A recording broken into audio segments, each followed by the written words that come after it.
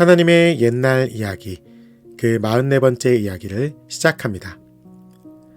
사사들이 다스리던 시절, 사람들은 어려운 일이 있으면 하나님을 찾았지만 그것도 잠깐, 곧 하나님을 잊어버리고 말았어요.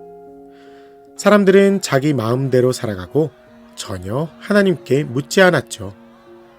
그래서 사사시대는 하나님의 말씀이 거의 들리지 않았던 캄캄한 시대였어요. 아무것도 안 보여. 응? 뭐가 안 보인다는 거야? 뭐가 안 보이냐면 내 미래가 안 보여.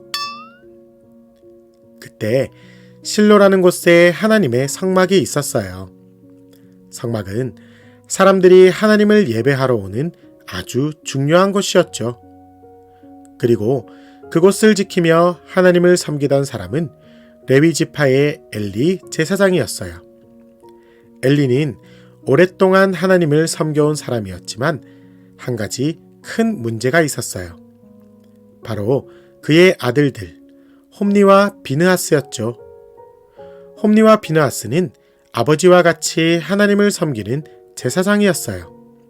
하지만 두 아들은 하나님을 섬기는 대신 제사장의 자리를 이용해 자기 마음대로 하고 있었죠. 이봐, 내가 오늘 재물에서 촉촉한 다리살은 빼놓으라고 했지. 어디서 말대꾸야? 여기선 내가 왕이야. 그렇게 홈리와 비느하스는 제사장 자리에 있으면서도 하나님을 전혀 따르지 않고 있었죠.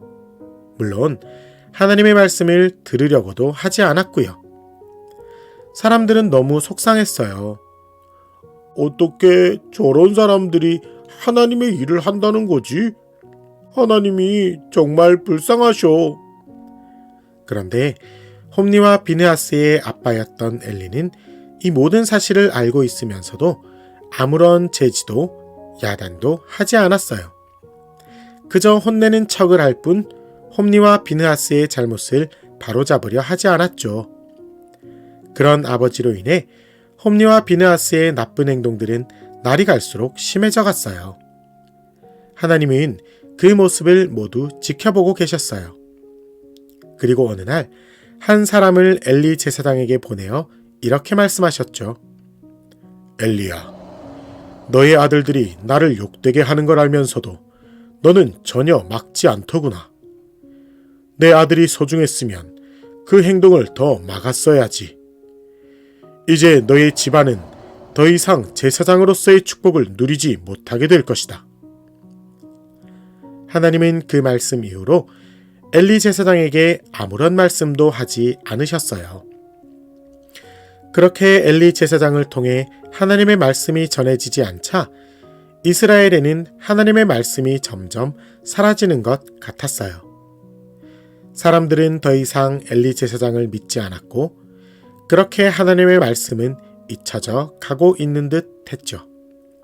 하지만 그렇게 모두가 잊고 있을 그때도 하나님은 새로운 사람을 준비하고 계셨어요.